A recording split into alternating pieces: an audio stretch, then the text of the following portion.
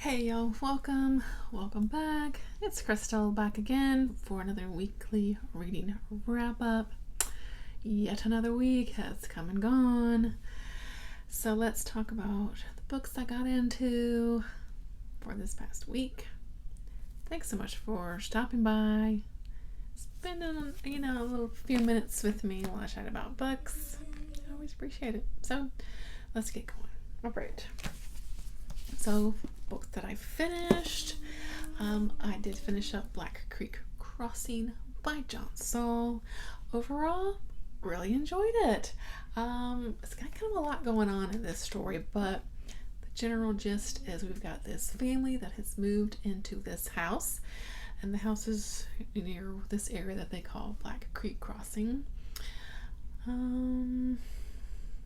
Something's in the house, something a little sinister. We've got some history here, right?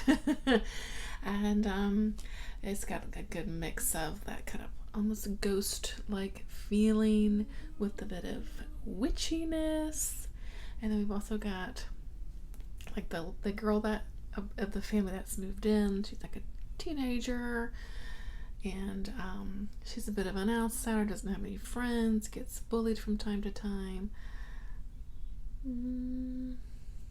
Maybe finds a way for some revenge. I mean, we got a lot going on in this story. It was very layered. Yeah, very spooky, scary, really good for October. And yeah, overall, my very first Saul book, good first impression. So I'm definitely excited to read some more by him. And yeah, liked it. Thought it was pretty good. So yeah. Sorry, it's been some few days here, okay? So bear with me. And then I finished Chasing the Boogeyman by Richard Chizmar. And this one I really liked. It has a feeling of what am I trying to say here? What are the words I want to say?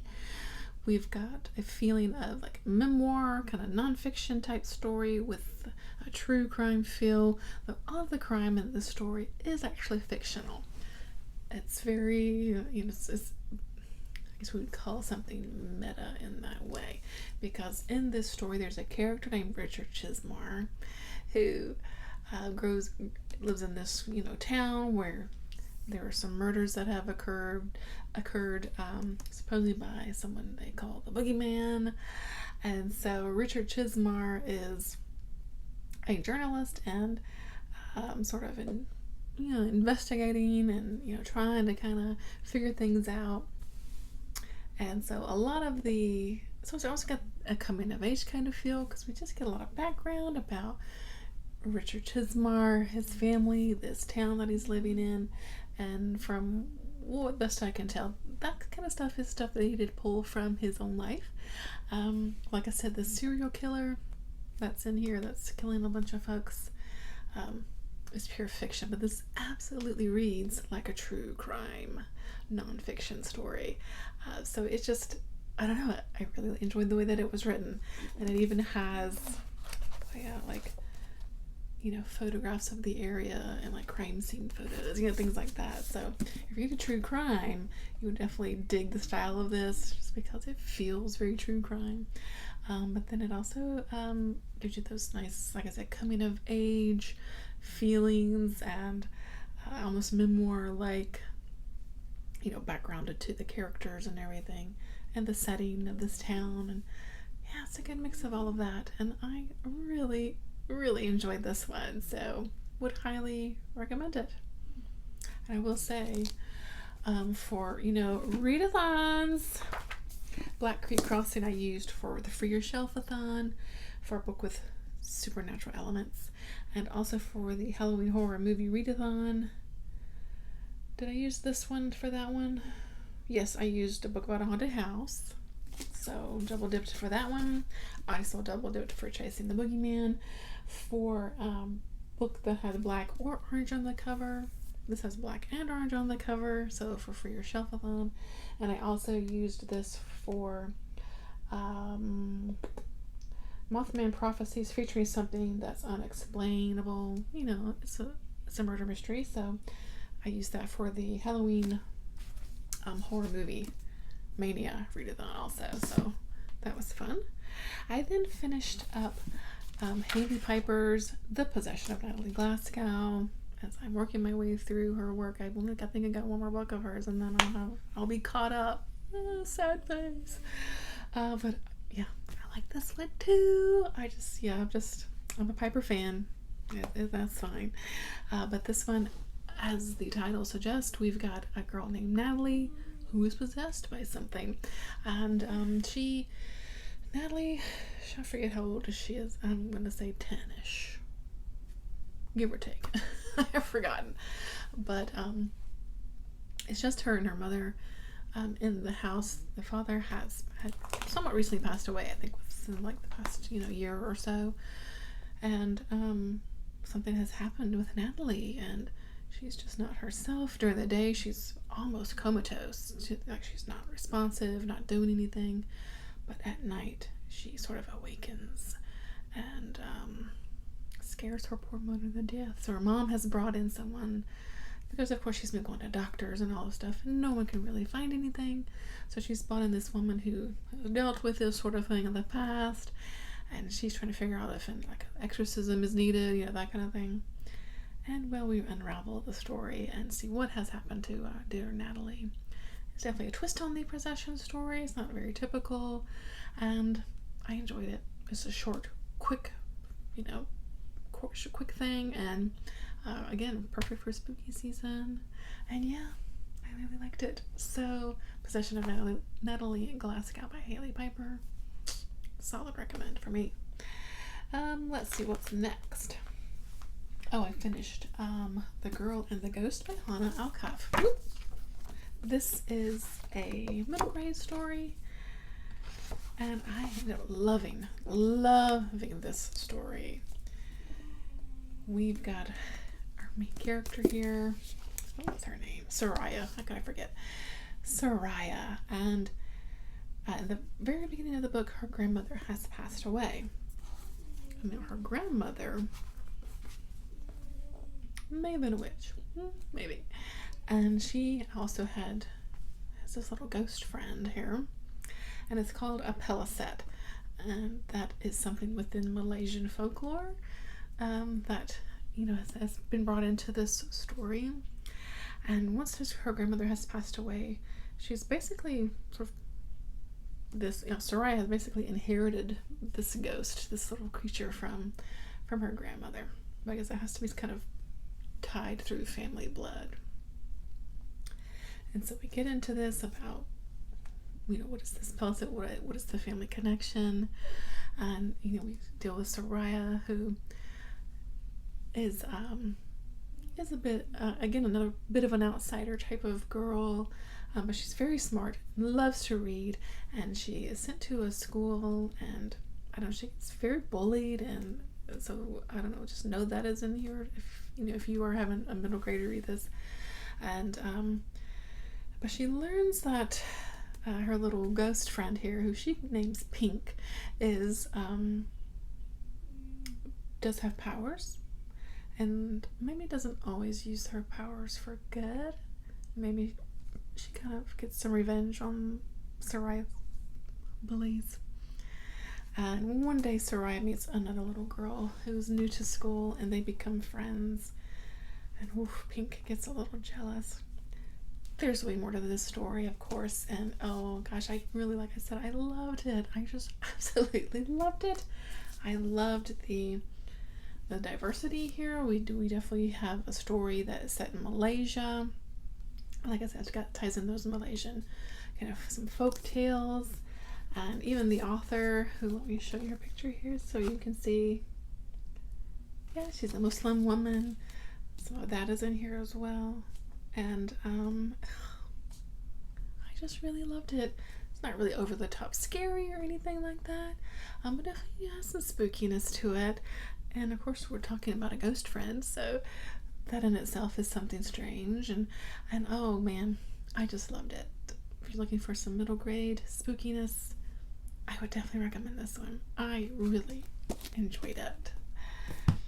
And then my final book that I finished last week, I had a pretty good week last week. It's Day Zero by C. Robert Cargill, and I loved this book, you guys. I loved it so much. Okay, so we live in a world, and it's like present day, or not present day, but like Earth, or it's not like another world or anything like that. At least I don't think so. But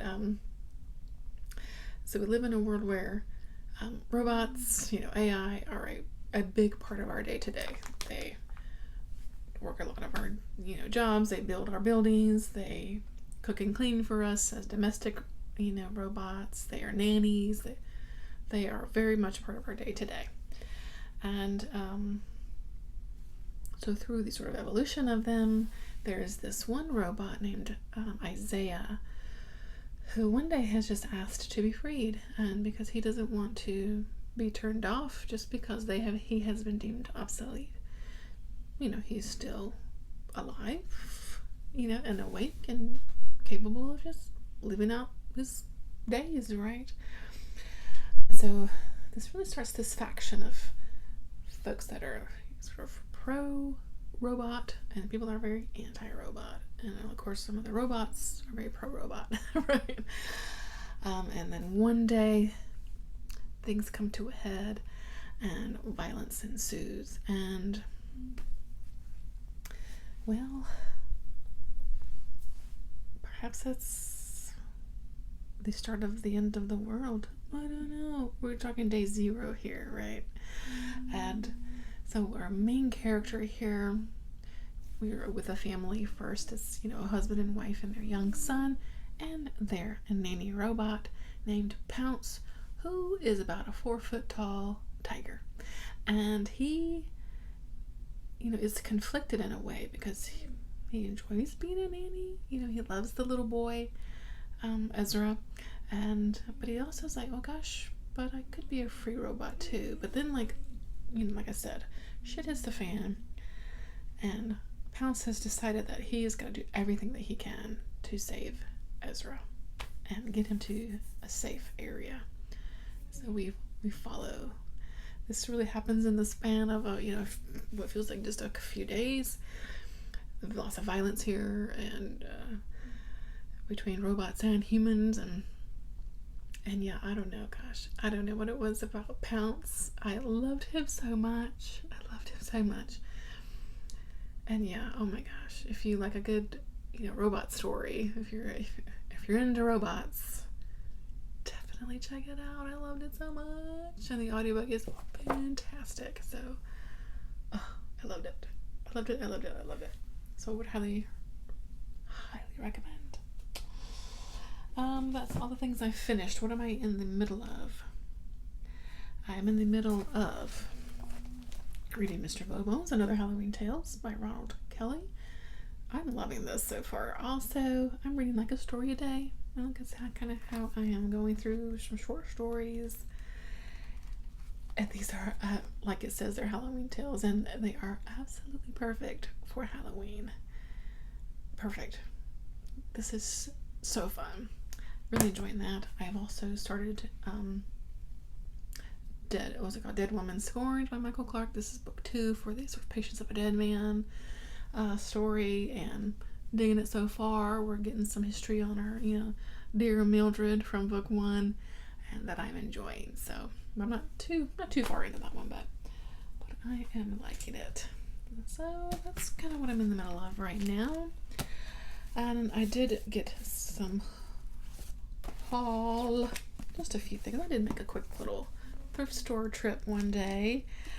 I found this, The Star Sun Web by Sinead O'Hart. This is a middle grade story that it kind of seemed pretty cool, and it is actually a signed copy. Looks like maybe it's from a book box or something, once upon a time. Yeah, it just seemed cool. I do enjoy middle grade. Then I found this Tales of Terror and Detection, Edgar Allan Poe. I actually found a couple Anne Sexton poetry books, all the pretty ones, and some love poems. I haven't read and sexted in, gosh, probably since high school, I guess, maybe. Saw these there, 69 cents, so, you know, I enjoy poetry as well. I made an order after seeing Allie C over on Paper Cuts, and I just had to buy them. I went and bought both of her books right from Allie's website to offer her pleasure and go down hard, and she will sign them for you if you check the box when you're checking out. Yeah, she sent a bunch of swag, like a Grindhouse bookmark, this little box of goodie or bag of goodies, Grindhouse sticker, another little like Medusa sticker, and then her daughter has a sticker biz called Untethered Ink, and so she sent along one of her daughter's stickers. So, and there was like a little bag of tea in there, so that was nice. And also LST bookmark, so that was so fun. So I would recommend ordering directly from Allie because she sends you fun goodies. I think that's it. So that's it. Yeah. Looking forward to another fun week, and then gosh, it's almost Halloween. So I'm very excited. We're getting close. We're getting close to Halloween. I hope that you had an amazing week. Thanks as always so much for watching. Of course, I'm always so appreciative of your time, your likes and your comments and all that. So thank you so much. And this is it for me. So I'll catch you in the next one. Okay. Bye.